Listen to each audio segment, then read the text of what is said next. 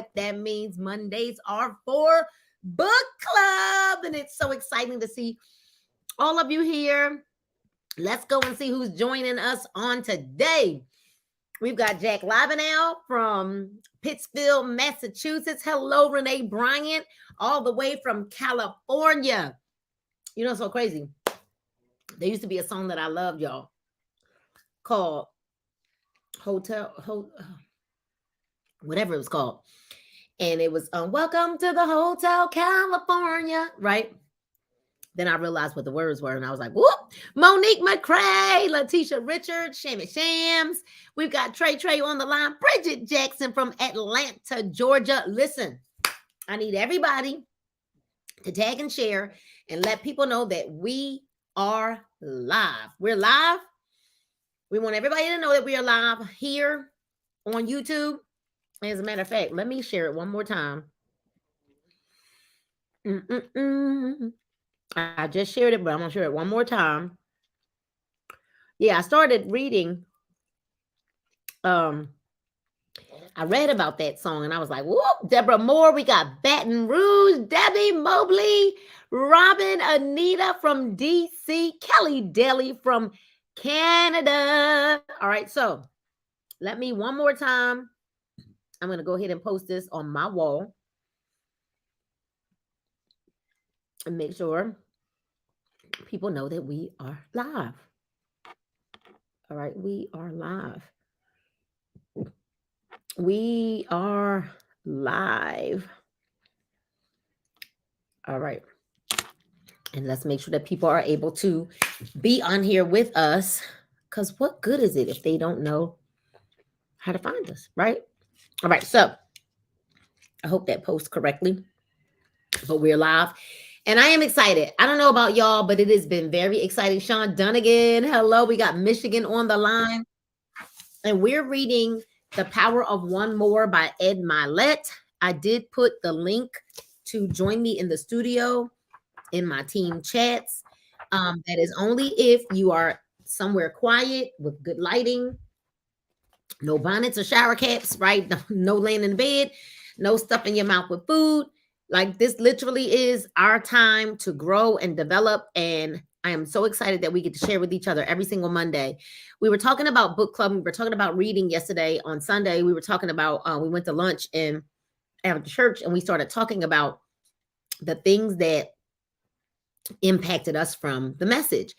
And I don't even know how we got on the subject of books. But as we were talking about books, I was talking about the fact that I hated to read.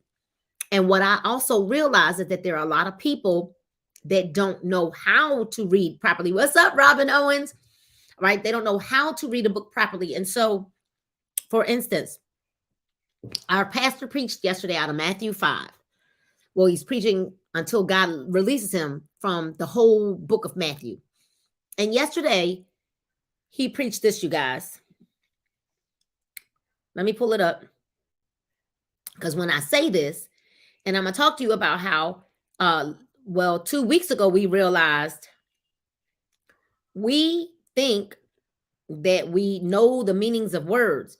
And we're just saying words, just saying them, not really knowing what it actually means, right? Not knowing what the words actually mean. Hey, Shannon.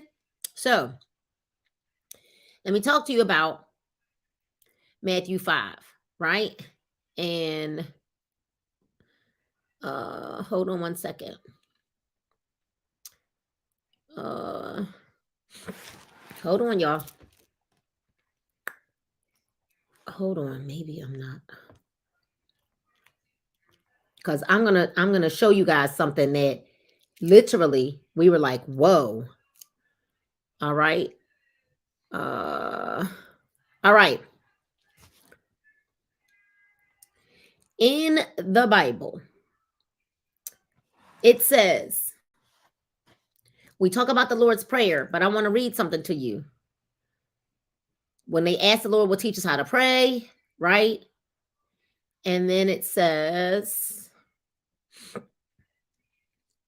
oh goodness, where am I at? I gotta read it exactly like it is before we get started. And I'm not stalling. I'm not. Hold on. I'm going to give you, because I want to give you the exact scripture. All right. So listen. Uh,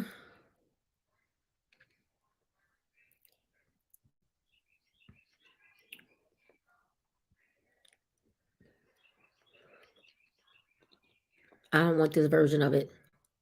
I'm in Matthew chapter 6 and I'm on 9, right? I don't want that version. Hold on. I just got to show you something so that you'll know what I'm saying when I say we think. How many of y'all been praying the Lord's Prayer forever? Put it in the chat.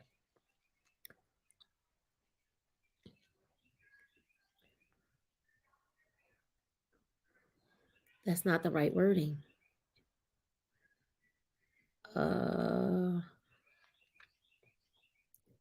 Hold on. Let me see if I can find it in the original.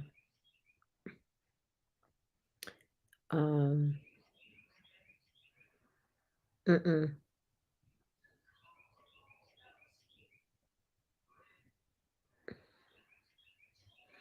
Okay. Why? Oh, here we go. Here we go. All right. Here we go. All right. Listen. Matthew chapter 6 says they were asking. So y'all heard the Lord's Prayer, right, Debbie? But y'all I'm about to open. I'm about to challenge some of. Okay. So we believe that our Father which art in heaven, hallowed be thy name. Like that is the Lord's Prayer, right? They asked for instruction on how to pray. And in Matthew 6 and 9, it says, pray therefore like this. It doesn't say pray these words, Debbie. It's the framework for the prayer. And then when you really, because our pastor broke down the Lord's Prayer, that you shouldn't even be praying for yourself when you pray. There's only one line in the entire example of the Lord's Prayer that talks about you praying about yourself. Give us this day our daily bread. Every other portion of the Lord's Prayer has nothing to do with us, or the example or the model about how we are to pray has nothing to do with us. It has everything to do about praying for others and praying to God, but not going to God with the gimme, gimme, gimme, gimme, gimme. So I say all that to say, we read, and we break these books down. So I didn't like to read, and I was explaining that at lunch yesterday after church, that I would not read if it wasn't for the fact that I now have greater understanding of what we're reading and what the author is actually trying to say. So we're on page 81 of The Power of One More by Ed Mylett, and you don't even need to have the book. Somebody needs to tell Ed Mylett that we're reviewing his book because he needs to bless us with his presence, right? I got a lot of people buying his book because we're talking about his book. All right, so page 81. We're talking about how our relationships define us. We're talking about the power of one more. The power of one more association. Listen to what this chapter starts off saying. Some of y'all about to be blessed. You will never outperform your inner circle. You will never outperform your inner circle. So while you have some say over your relationships with your blood relatives, you can't change your DNA. You can choose to limit how you interact with family members who are toxic, overbearing, and naysayers. Unfortunately, familial relationships are complicated. So, for the purpose of a one more thinker, focus on relationships that you have a lot more control over, like your peers, your peer groups. Okay? Your peer group is the most potent force and influencing agent in your world. You must place the utmost care as to who you let in this group to succeed in life. Your peer group's standards must align with your own. It must align with your own. The standards of your peer group. So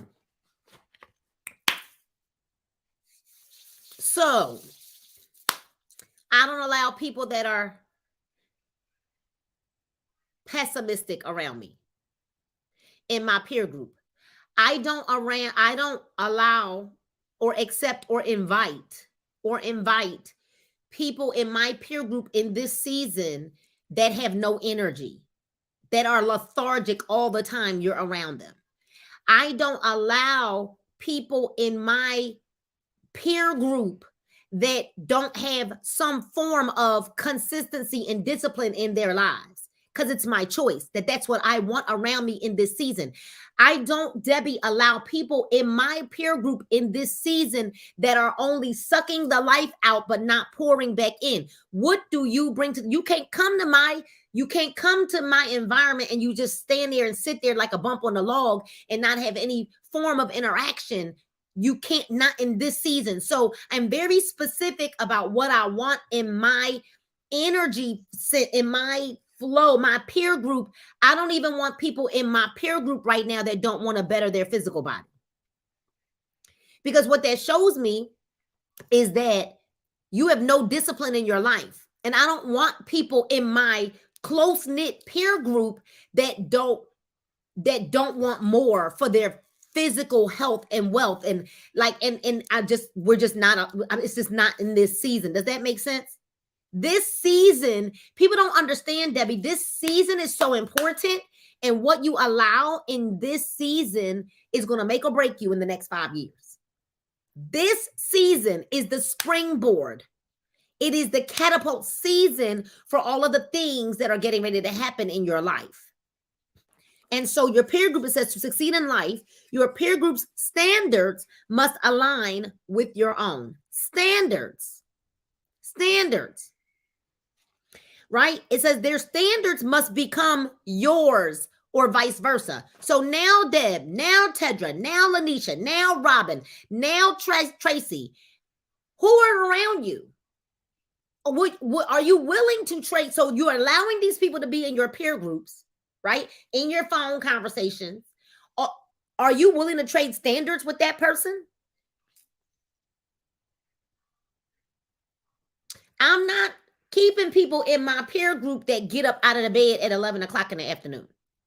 11 o'clock is the afternoon. I don't want you in my peer group right now. I don't think I ever want that in my peer group ever again. I don't at all. Ever. I don't want people that are low energy in my peer group, because right now it's important. So now you got to ask yourself, the people that you are spending time with, are you willing to trade standards with those people? Because the book says their standards must become yours and vice versa. William J. H. Boetker said, a man is judged by the company he keeps, and a company is judged by the men that it keeps. And the people of democratic nations are judged by the type and the caliber of officers that they elect. Be prudent in the company that you keep, like it or not. You are the sum of your relationships, and you are judged for it. I don't know. We can finish the book right now. You are judged for it. Your relationships are a big part of how the world sees you. Somebody ought to type that down. Somebody ought to write that down in the chat. Your relationships are a big part of how the world sees you. So there are people that were telling me for a long time, you need to not have that person in your, you keep allowing this person in your environment. You keep allowing this person to have this much access to you, and you keep allowing, and I was like, oh, but y'all don't know, with them and blah, blah, blah. Your circle, your relationships. So when people now are looking as to whether they want you in their circles, they're looking to see who you keep in your circles. And they're looking to see who you keep in your circles, because your relationships are a big part of how the world sees you. That can either work in your favor or it can work against you. This is what this is what the book says. Don't be mad at me. Be mad at Mylett. Okay? It says, If you're not getting all of the results you want in life, if you are not getting all the results you want in life, take a look at your closest relationships. You may discover a relationship has grown stale. You have changed. The other person has changed, or time and distance mean the bond is no longer strong enough to benefit you. Who's in your circle? Here's the reality of this all. It cracks me up when people get offended that in this season, these people may not have a place in whoever they are, may not have a place in your life, and they get offended like, yeah, I don't know who she think she is and who they think they are, that that oh, now they don't want me in, I'm not good enough to be around them now, and I'm not hold on a minute. Hold on a minute. What do you mean? It just means that in this season, the relationship is not the same, right? Maybe you were in my life and you were the taker. It's what both books say, this book and the book. If you're not getting all the results you want in life, take a look at your closest relationships. You may discover a relationship that's grown stale. It's changed. The person has changed. The bond is no longer stronger to benefit you. Yes. Are your relationships supposed to be something that benefits you? Yes, it is. For all them people that get mad, sorry, not sorry. When this happens, it's time for one more thinkers to consider the possibility of adding new and different associations to their lives.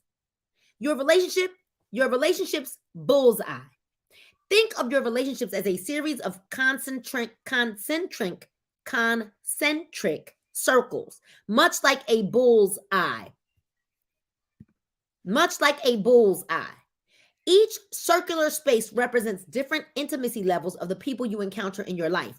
The closer you get to the center of the circle, the closer you get to the people who connect with you in a deeper, more profound level. For example, the circle's outermost ring is filled with the strangers you meet daily. It could be the people sitting at the table next to you at the sports bar, watching the same game as you, or a business prospect who could call you to find out more regarding your goods or services. These strangers constantly make appearances in your life and then they disappear, never to be seen or heard from again. In general, the impacts of strangers on your life are negligible, right? They're negligible.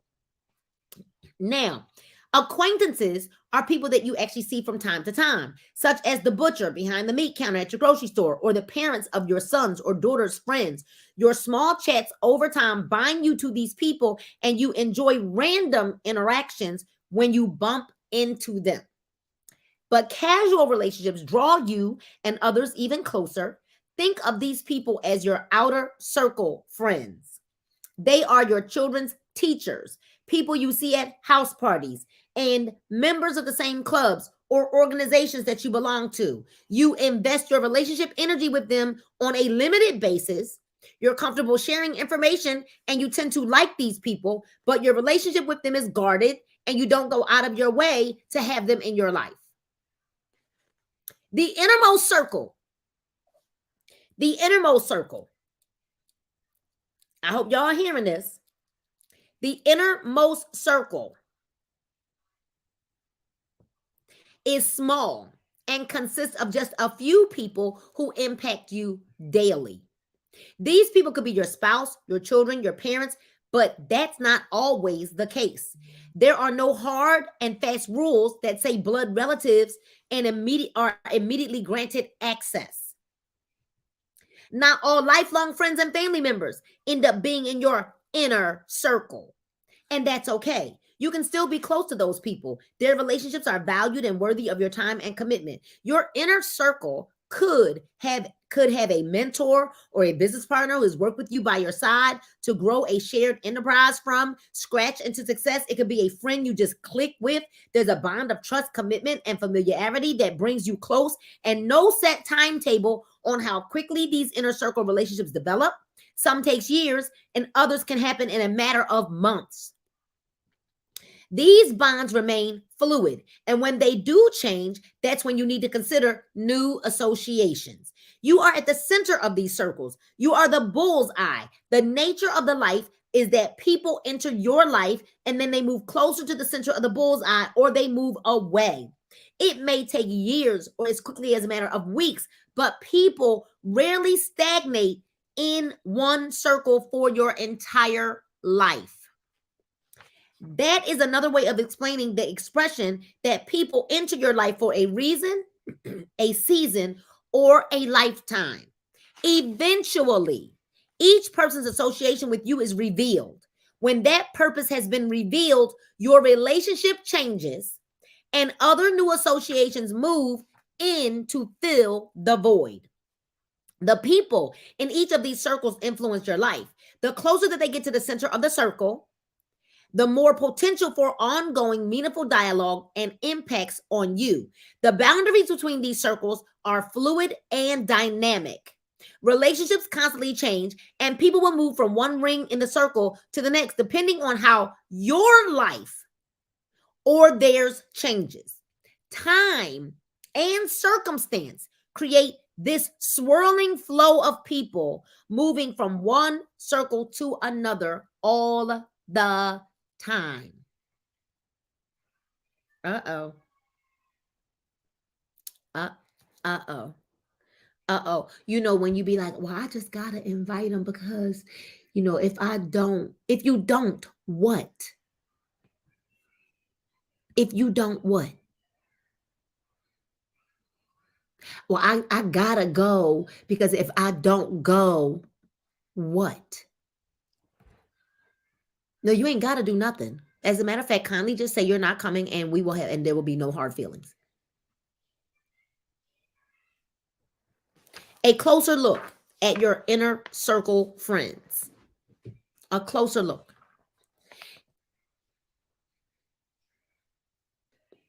I'll say that for later. All the circles in your life influence you to some degree or another, but it's the associations that you have with your inner circle that influence you the most. That's right. Not if the energy is off. That's right, Deb. That's why when you add or drop on association in your inner circle, you'll experience the most change. When you change your inner circle, oh, that's when you're going to see the most change in your life. Think about the small group of friends you're closest to in your life. Who are the 2, 3, or 4 people outside of your family who you've spent the most time with over the past 90 days? Do those people have 2 or 3 things in their life, whether it's material possessions, business success, fitness level, spirituality, or other emotions they experience that you desperately want in your own life? If you can't quickly identify those things, these relationships may not serve your inner circle's needs. People can still bring value to your relationship with them. See, this is what people don't understand. Just because you're no longer in the inner circle doesn't mean that you don't bring value to the relationship. It just means that the placement has changed.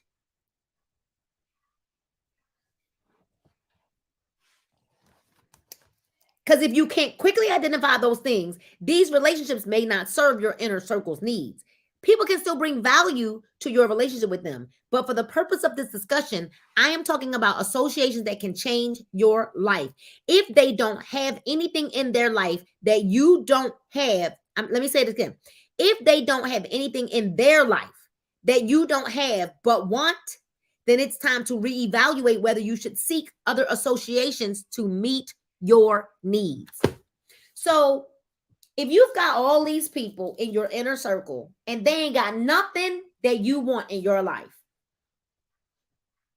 and you know how sometimes you'll be like, I know too much about that person.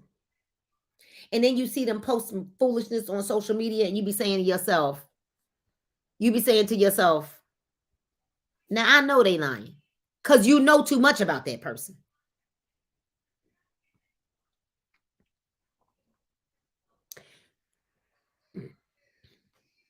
If they don't have anything in their life that you don't want to have, but you want, it's time to reevaluate whether you should seek other associations to meet your needs, yours. Conversely, if these people have things in their lives that you desperately want, such as being broke, I'm sorry, that you desperately don't want, like being broke, they're unfit physically, constantly angry, lazy, and so forth, then you need to evaluate your proximity to them immediately. Even if they love you and you love them back, you still need to assess your proximity to them because what they have will influence what you will get. That is what the book says. If you keep staying around people that are broke, unfit, constantly angry, lazy, and so forth, the book says even if they love you and you love them back, you still need to access your proximity to them because what they have will influence what you get.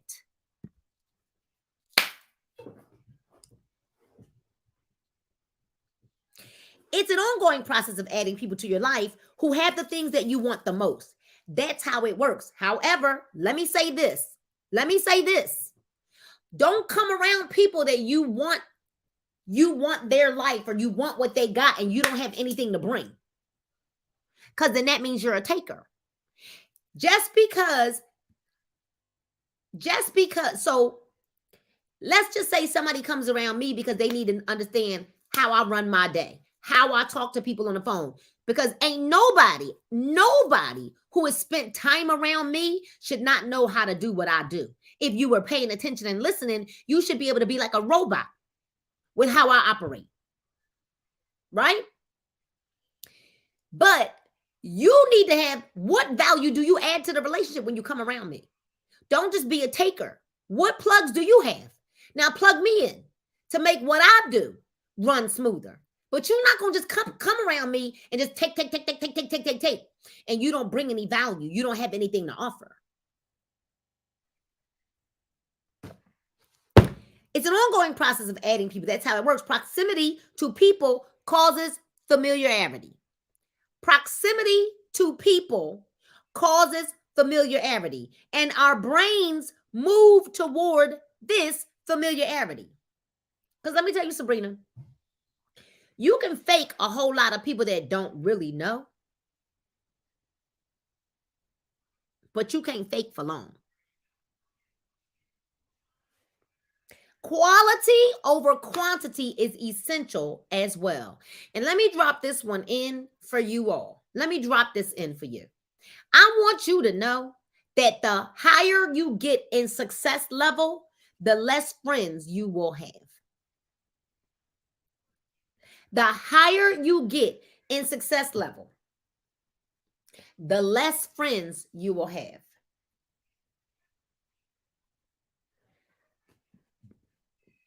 Proximity to people causes familiarity. Okay. Quality over quantity is essential as well. Even a small amount of time spent with the right couple of people can make a large difference. You lean on and learn from each other. You laugh and you mourn with them and feel what they feel. They are genuinely happy for your successes and you are just as delighted with theirs. There is a reflected glory when one of your closest friends succeeds because you feel like you're succeeding too. When they post a lie, just shake my head. Me and Sean were talking about that today, and we just like, what? I didn't know. But anyway, right? Succeeding too. Think of some of the synergies growing out of famous inner circle friendships. Steve Jobs and Steve Wozniak, Tina Fey and Amy Poehler, Warren Buffett and Charlie Munger, Ice Cube and Dr. Dre and NWA, Oprah Winfrey and Gayle King. The list is endless. So although Oprah was the big plug, Gayle still brought something to the table because now Gayle got her own show. Gayle could hold some things on their own.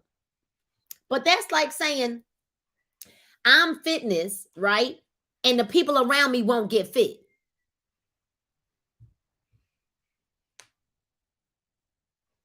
Now, part of that is my fault for allowing them to be around me and won't get fit. but I ain't in that season no more. I love you. And we still friends, but not my inner circle.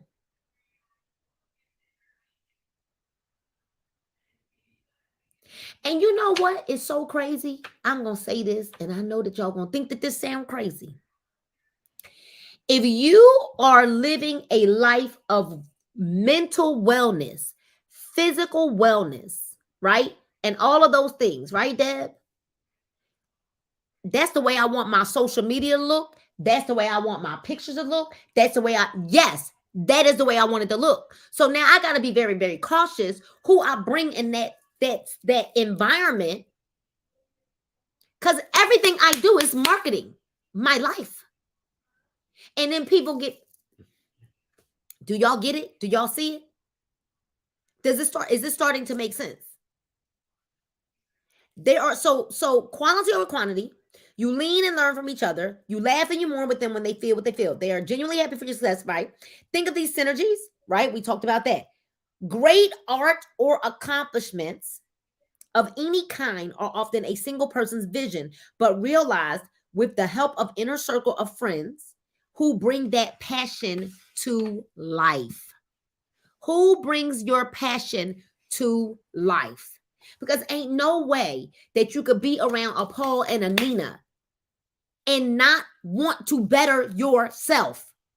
Because if you come around us and you hear you see what we do, you hear what we say, you write, and you have no desire to change your life, then you're only around to zap the energy from us. And that's not serving us in this season. Think about bands like Foo Fighters, Imagine Dragons, Florida Georgia Line, Green Day, Linkin Park, or any other group that's made it big in the music business. They're all excellent examples of a collaborative effort working toward a single vision.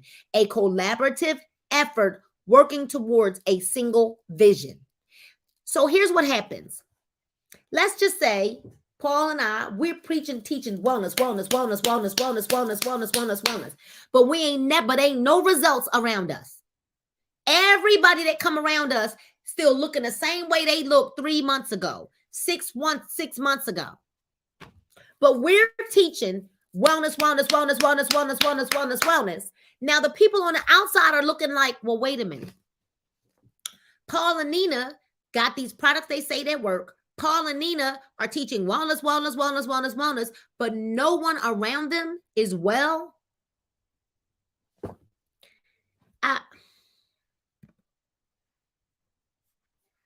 Help. Okay. They're excellent examples of a collaborative effort working toward a single vision. So, Deb, it's not saying that it's got to happen overnight, but the people that are around us got to be working and moving towards that. Because there ain't no way you could say that we inspire you and then you're not inspired to make a change. Ain't no way. Coach, you surely inspire me to do what? No, maybe that's not that I inspire you. Maybe what is it? Like preach you up. Because motivation is supposed to come from within. Motivation doesn't come, it's not external. Motivation is internal. And if we all looking in the mirror and we don't see what we need to change about ourselves, you're blind. You're blind.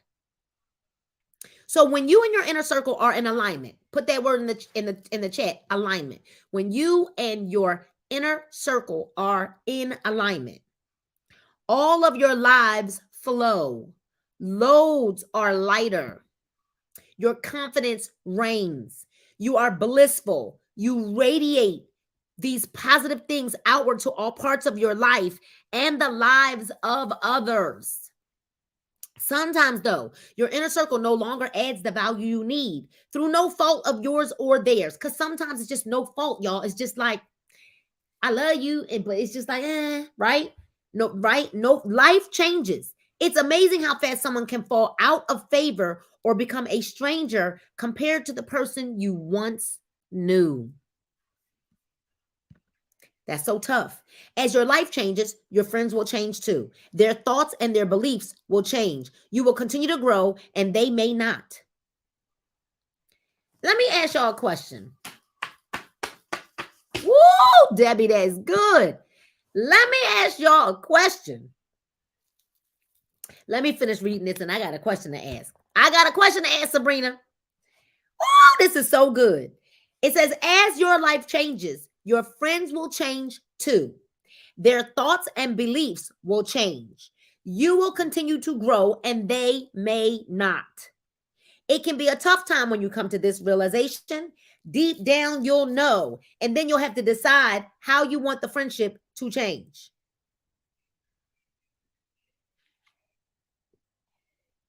People ease in and out of your lives all the time. Everything has an expiration date, and the sooner you accept that a friendship will still have that still will while still having value does not meet the criteria required to meet your highest level needs, you'll accept that you probably need to find a new association in your life. You must then intentionally choose to move these people from your inner circle to your outer circle. So you don't kick them to the curb. You just not it's not the same level of access. It's not the same order of importance.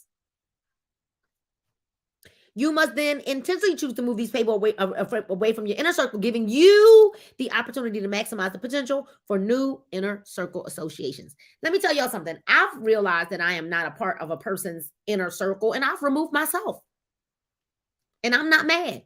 I don't get mad when I see them out with other people. I don't get mad. No, because sometimes if you don't let them go, they won't grow. Sometimes you do more damage trying to hold on, and now you're not allowing people to grow because you're holding on. Just like cars need regular maintenance, so do your associations. Evaluate whether the proximity of the people in your inner circle is still appropriate or not. Don't be flippant about it. That's what I'm saying. You ain't got to be like, get out of you ain't in my inner circle no more. Be honest about what you need out of the people you need the most. As Benjamin Franklin cautioned, be careful when choosing a friend. Be more careful when changing a friend. Be careful when choosing a friend, but be more careful when changing a friend. Words that hold just as much meaning today as they did more than 200 years ago. Don't take this responsibility lightly, but don't neglect it, either simply because you don't want to make a difficult choice. One more thinkers recognize that relationships expand and contract over time. This movement allows for one more associations to add immeasurable value to give us more of the life that we deserve. So I got a question before we're going to finish this. We only got like 2 pages left, but I got a question. So for everybody to be like, that's my best friend, and it's been forever and ever and ever and forever. How do we feel about that statement now? Because this claims that if you're growing, that's been my best friend for 35 years. We've been best friends since I was 5 years old. So let me ask a question. Does that mean that we kept that person in that spot, best friend, because they've been my best friend for 35 years?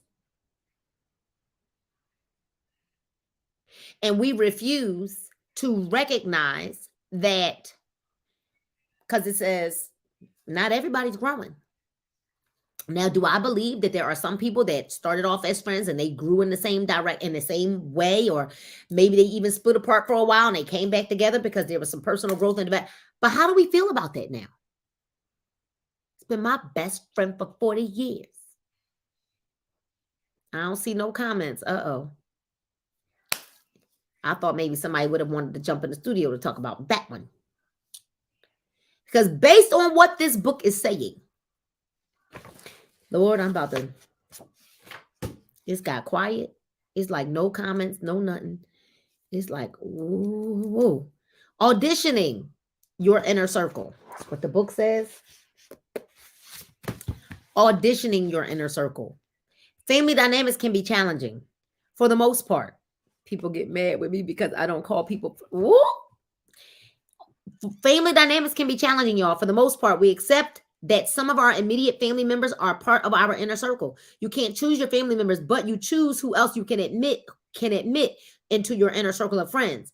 How you decide these people who these people will how you decide who these people are will impact a big part of your life. So deliberately be careful. Could it be, Latifa, that some people are holding on so tight. You're holding on so tight because that's been my friend for 20 years. And you're holding on so tight that you don't even realize that holding on has now had a big impact. It's playing a major part in your life. But because you've been my friend and you feel this sense of obligation of this, and it doesn't mean that you're not friends. It just means that they're no longer the first core, the innermost portion of your circle. For me, anywhere from 3 to 5 friends works best. Your inner circle may be a bit smaller or larger, but don't get hooked on the idea that you should have 15 or 20 people in your inner circle. You dilute the quality of the associations you'll need to rely on at the highest levels if you do. That's a lot of people to keep up with, and you'll exhaust yourself in the process. The people you allow into your inner circle are among the most important choices of your life. Choose wisely, and your life is propelled to new levels of bliss and productivity. Choose poorly, and you'll suffer the slings and arrows of a life poorly lived. The question then becomes, how do you properly evaluate the criteria for admission into your inner circle? You will have certain biases based on your values, beliefs, and experiences that you'll employ. There's no magic formula. Some of the decisions you make are made by intuition. Some are based on the history with a person. Regardless, admission to your inner circle should come organically over time. Here's the one thing that I know. Whether seasons change or not, and people are no longer like my inner circle people or whatever the case may be, the one thing that I know is nobody will ever leave a relationship with me not saying that they learned a whole hell of a lot. Because I know that me being a part of people's lives made them better.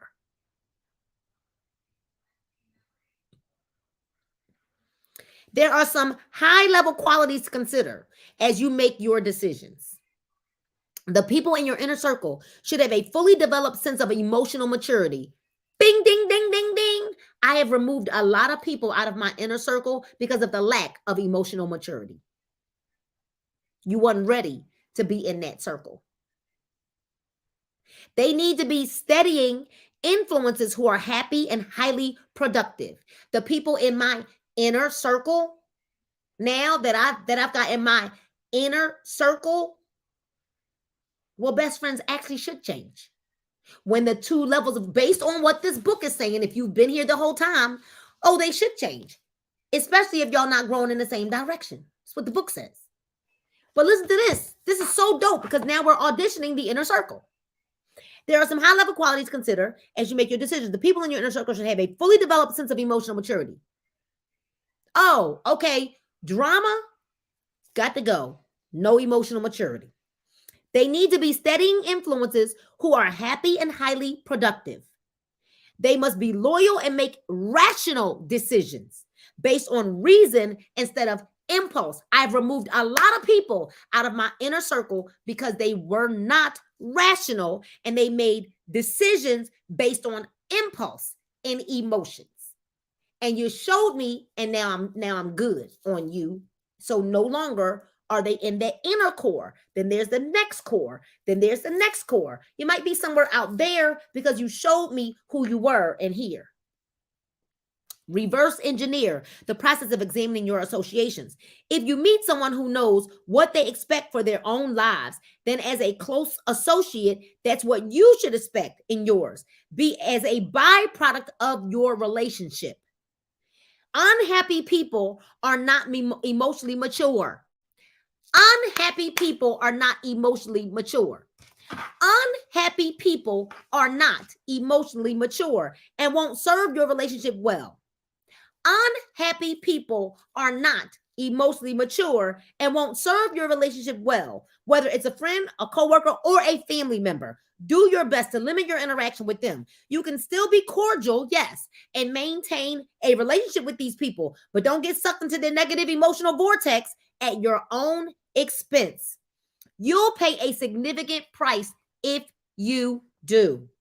If you see things that turn you off and they are not likely to change quickly or easily, then these people are not. These are people you should keep at arm's length or eliminate them from your life, which is not easy, but also necessary for one more thinkers.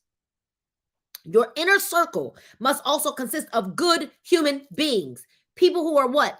Honest, people who have integrity, who have emotional maturity. You can't be just loyal but have no honesty, integrity. It's funny because I know some people that they just like when you start finding out there was just like lie after lie after lie after lie after lie about their lives, and you're saying, how can I love you and want you in my inner circle when I don't even know who you are? Because everything that you told me in that circle was a lie.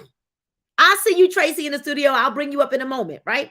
So unhappy people are not emotionally mature and won't serve your relationship well. But don't you get sucked into the negative emotional vortex at your own expense, because you'll pay an expensive price, a significant price if you do. If you see things that turn you off and are not likely to change quickly or easily, then these are people you should keep at arm's length. Your inner circle must also consist of good human beings. They must treat others well and be free from fear, anger, and prejudices that could hurt others by their thoughts and their deeds. They must be above ethical reproach, compassion toward those less fortunate, and protective of children, the elderly, and those with limited mental or physical capacities. Your inner circle should also inspire you at a visceral level. You should be able to feel that buzz when you're around these people. You look forward to the dopamine release you know is coming when you're with them. Apply your standards for your inner circle as well. You want sharp business minds, entrepreneurs, or analytical types who can balance your shortcomings and help you achieve your goals. Joining together these associations make you greater than the sum of your parts. Think of several traits that immediately come to mind that your inner circle should have.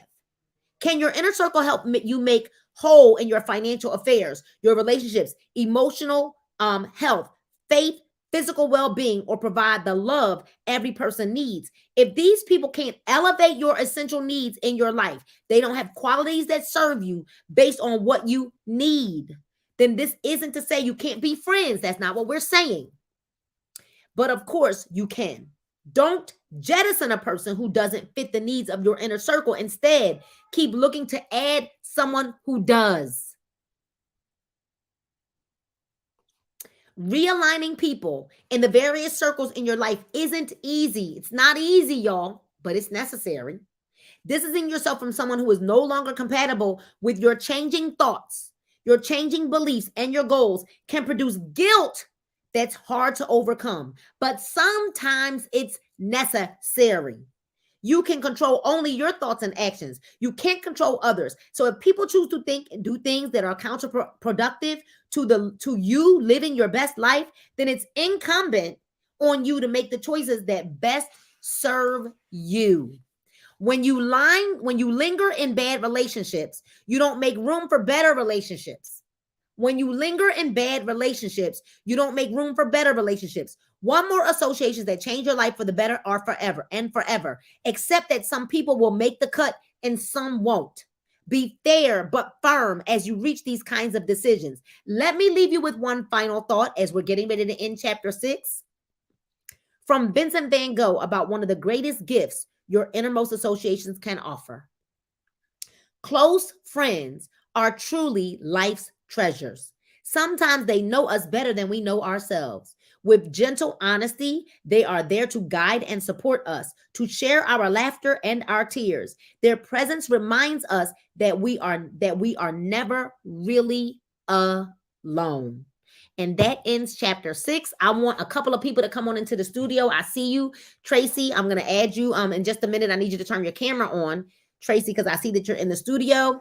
This was an amazing, amazing chapter. And I'm going to say this to you guys. When you have people around you that continue to show you, Tracy, I can't see your camera. You're not on camera. When you consistently have people around you that you see how they operate when they are angry, you better be careful what circle they're in of yours. Because when you see people that are emotionally immature, and if you see that they lash out and they blurt out all your biz, like all of people's business when they mad, you best believe when they're mad at you, they gonna run their mouth. So you best believe that you want to be very, very careful about who you keep around you and what you share with them, because they will show you who they are when they mad at you. Come on to the live, Sean. You got to come in, click that link and put it in your browser, and it'll let you into the studio, because I need to. So while I'm waiting on somebody to come on into the studio, I can't see. I got to bring you on if I can see your camera. I don't see Tracy's camera. I would bring you in. But you want to be very, very, very careful, because when you've heard people be mad and they blasting other people, you best believe the same way they are blasting those people, it's the same thing they are going to do to you if and when they are mad at you. Best believe. Emotionally immature. Be very careful. So while I'm waiting on Sean Tyrone Bell, I know he said he was coming into the studio. We're going to be entering chapter 7 next week. One more dream. And it's let go of the past and go for the future. Go confidently in the direction of your dreams. Live the life you imagined. And I am so grateful that right now I am really helping people live the life that they imagine, because they're getting free. They're getting free. You better know it. I've had it done to me. Hurt people. Yes, they do. Hurt people. And I've watched it happen time and time again. Today was so rich. I'm so glad we had a chance to finish chapter 6. We're waiting on Sean Tyrone Bell to come on into the studio. There he is. There goes my brother. What's up? Unmute yourself. Unmute your mic. All right. What's up? I think I did unmute. Okay. What is going on? Good topic. This has been so good. This chapter was so good when it talked about emotional maturity. And, I find, Sean, that as we get older, we get a little wiser. And it's not that you're not friends with people anymore, or it's just the relationship changes. Yes. But we've watched people. Yes. Especially in ministry. Yes. Do some damage with their mouth because they were mad. Right. And the book is saying, beware. Yes. That was good. And what I was saying was, what I meant by they shouldn't change on you. Oh. They shouldn't change up on you. You're if you calling somebody your best friend, or that's your ace or whatever, should never be a time where they're changing up on you. Well, based on the book, though, it's saying that it's not a bad thing.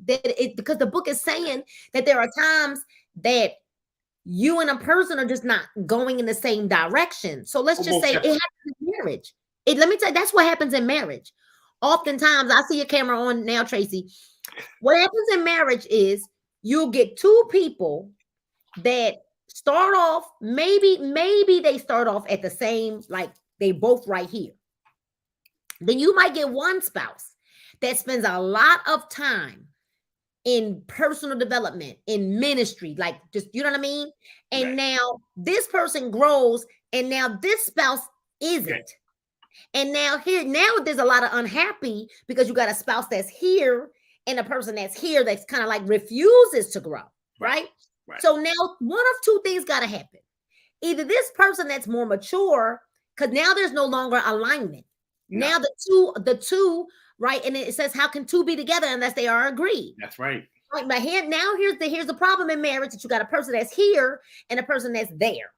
Now, either this person gotta wait for their, especially we talking about marriage, y'all. We ain't talking about friendship right now, right? Right. You can't just be like, okay, I'm done with you. This ain't Hollywood, right? How Hollywood, 1 minute Yeah. y'all good, right? But now you're married, you're here, and it's because of all of this personal growth and development. They're here, and you're super unhappy. Super unhappy. Now this person gotta kind of wait for this person.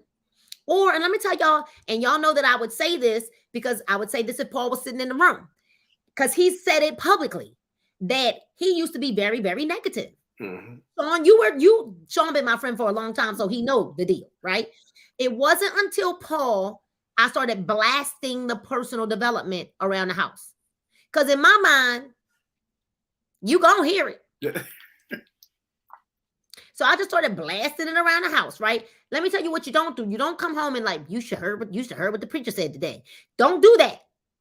Don't do that. But I knew at some point he would begin to hear it, right? And not only that, Sean, let me tell you what really helped Paul to change, to grow when he started going to work out. Yes. That's when everybody around him started to see a huge difference in him because he was working out. Let me tell you, Sean, talk about the power of exercising and what that does for people. Oh yeah, you know what? It's. I'm glad you said that because for a long time I wasn't one that wanted to exercise or go to the gym, but now I really do find myself feeling better when you're having those moments or you're not feeling good. I'm gonna be honest with you. Yes, either going to the gym or doing some kind of exercising or doing something, walking or getting on the treadmill. For me, it's getting on the treadmill. Like I'll get on the treadmill and I'll be on there 30, almost 60 minutes. Like, and that's will make me, come to this calmness. And that's what some people don't understand. They just want to be, but you got to do something to, bring you to a calmness, to it can't be always and I found myself even more now working out even more because it's just helping me. I was telling somebody, and I know it's this book club, but this business has really changed me. Like, I'll tell everybody on here, Nina and Paul and, some of the other leaders, for me, for the last, I'm going to say like 4 or 5 years, this has really changed my life. And then even like now, I told somebody, I said, I wake up every day and I feel good. And I know what we on right now. I mean, hands down, 100%. 100%. I'm sorry, I've been telling people and encouraging people. Yeah, we've been on some other things and they were okay, but nothing like this where I'm drinking something every day and then taking an energy capsule that is absolutely amazing, then going to sleep at night with with a detox and a sleep and then waking up. So I'm going to sleep happy and waking up happy. But I'm just being really transparent. Like, 7 years ago, no, this would even hurt of for me. Mindset. But like now, you can't even stop me from from doing this. But like I said, even now with exercising, it's like, you don't even have to tell me to go to the gym or get on a treadmill or do some exercises. I did the 5 exercises this morning early. You know what I'm saying? But the thing is, you have to make up your mind that you want to change. You have to make up your mind that you want more. You know what I'm saying? You have to make up your mind. You have to make up your mind. Like I told you the other day, and I think even when I was telling you my goals, I can't want it more for you. And you used to tell me this all the time. I can't want it more for you than you want it for yourself. You have to make up your mind. And now I'm living the life like, oh, this is what I can do every day extra. And I'm telling you, I'm a witness, y'all. I'm a witness. No, 10 years ago, in 2014, 15, 16, 17, oh no, I wasn't doing this. But my mind was in a different space then.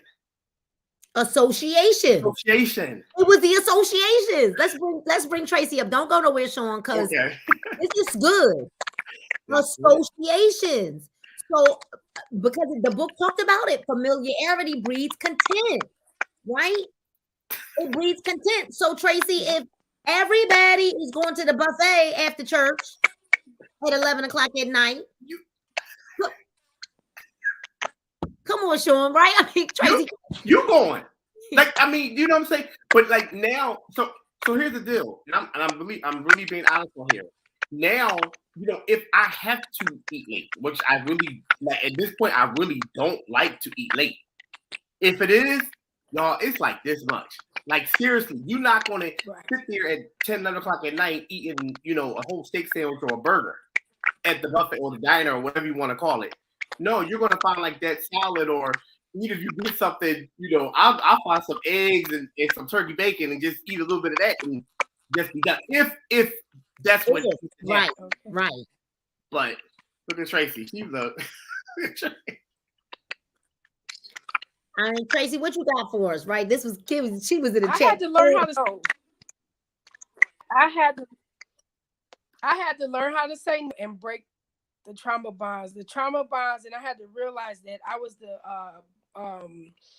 the common denominator to all the trauma bonds that I was in, whether it was family, whether it was friends, and the trauma to it all was that I had to say no because I didn't hurt nobody's feelings, or I didn't want them to be mad at me. I grew up very young saying, well, I don't want nobody to be mad at me.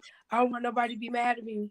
But I went through some trauma bond cleansing for the last 2 years. And it all go all the way back to age like 6 or 5. And I saw the bond be broken when I decided to learn how to say, no, this is not a good fit for me. And it's cool. And I don't have to be part of it. And you could judge me and be mad because I didn't come or whatever. So I saw it in my nephew. He was trying to please somebody to keep them from being mad. Are you mad at me? I don't want you to be mad at me. And I saw myself in him. So I've been doing that since his age. We have to break these bonds, right? And so, yeah, you're my friend, I thought. And then you turned on me when you started seeing me grow. I've had day spas, all kind of stuff. You never supported anything I've done. So what are we doing here? And I'm trying to get you to be well. I'm trying to get your feet detoxed. I'm trying to get your body detoxed. I'm trying to get you wellness throughout the years of being an herbalist. And you still don't want to jump. You still don't want to be part of it. Then you looking at me like, well, what is you doing? And then I'm sitting here crowding my feelings and not you because I don't want to lose the friendship. Trauma bonds. You get to bash me for what I'm doing to bring something good to the table, or you get to disrespect me in conversation like, what you doing now? What's this? And why you open another shop? Like, I thought the last shop was, and then you sitting there like, I'm in wellness. I'm trying to help people and I'm trying to help you. So I'm still trying to be your friend and hold on to that. You know what, Trey? Wait a minute, hold on, because you like they trauma bond. We could be on here a whole nother hour talking about that. But here's the deal: the reality of it is, people that don't want to change will say things like that to you. Well, what are you doing now? Well, what are you doing? I mean, yeah. Oh, right. Or something. I knew something was going on with her script because I could hear the clicking. But Sean, people, when they don't want, it ain't even that they don't want to see you win. They don't want to change. And honestly, what ends up happening is your energy becomes too much for them. Your energy becomes too much for them. So it's not like they some of them are really not hating on you. No, They don't know how to be glad for you because they don't want to rise up. They don't want to rise to the occasion. They would much rather stay in that low place where they're at. And so this was so good. yes, it And was. I think that this is really going to make us all like really evaluate. You know, we're in the profession of network marketing, and just being in this profession, and because we're around so much personal development. And here's what's so crazy about it. And I'm gonna say it like this: we've been in ministry most of our lives, Oh all my of our God. lives. Yes. But would you agree with me that I feel like I didn't become who I am now until I really hit the network marketing space? Yes. Yes. Well, because you know why? So, and I realized it because now I'm helping people all the time. Every day. This is not like a thing where it's like, oh, I'm just going to go to Bible study or I'm going to go to church on Sunday and then, no. This is now an everyday ministry. This is my ministry now. This is it. You can't, and I'm to the point where, and nobody needs to take offense to this. I'm to the point where I don't care if you don't do nothing. I'm still going to do what I need to do because I know there's people that are getting blessed and that need this. And the thing is that I think and I'm being honest with you, it's selfish. I can't have it work for me and not tell somebody, what it can do. And I'm telling people like, but you have to do something. Don't think that, okay, people, my brother always says, elder always says, like, people think, oh, in 24 hours, you're going to lose 50 pounds. No, that's not going to happen. It's a process. It's a process. But like you said, though, now I feel like I'm helping more people. My social media is growing more now because I want to help more people. So more people are now seeing and they're like, wow. So now I can have 10,000 people on Instagram and Facebook and, TikTok. Cause it's like, now they're seeing. And even from being in this profession now, it works. Extension. Yeah. It's just an extension of our ministry. And I'm just so grateful that, I'm grateful I entered this space because I really now really got a chance to really it's one thing when there's no condemnation and when you don't feel any condemnation, and when you feel like when we can discuss our flaws and it's not like, oh, let me go run and tell them, let me go tell Sister Susie and them what Sean's flaws, and let me tell them that Nina's X, Y, and Z. But the reality of it is we're all here like, well, I got that flaw too, girl. What? Me too, right? And we like, okay, because there's no condemnation. Nope. And so I think that that's what the greatest part of what we do is that we get to become better, and we have a community of people who want to do that same thing. Mm-hmm. And when you realize that what we do in our profession of network marketing is nothing more than it's like you get paid to become a better person. It's personal development disguised in a paycheck. And I'm so grateful for this space because here I can admit that I might have this little limp and I'm not the talk of the church. Oh, most definitely. You know what I mean? Like it doesn't matter, but we're able to make a greater impact when we're more transparent. And now we get to go do what the Bible really, really says. And that is go, therefore, teaching all nations. Everybody. Go. And you talked earlier about Jesus. Jesus had a doctor with him too. Come on. Right? We'll try to look. He was the business. He was the greatest businessman. He was a businessman. Yes. So I'm grateful, you guys. Listen, we're past our time, but this was so good. I had to keep it going, right? Thank you for getting in the studio. We're going to make sure, look, y'all coming to the studio earlier next time, all right? So we can just chat it up. So listen, you guys, I don't care what's going on in your life. You got to remember that you could do what, y'all? We can live again, laugh again, hope again, dream again, and we most certainly can bling again. I want you to have a bling-tastic rest of the evening, a bling-tastic week. Listen, pay it forward. Do a good deed. Be kind to one another. And don't you forget to meet us right back here next Monday night at 6 p.m. so we can dive into chapter 7 of The Power of One More with Ed Mylett. Bring a friend. Set your alarms. And don't you forget to subscribe to Bling TV 30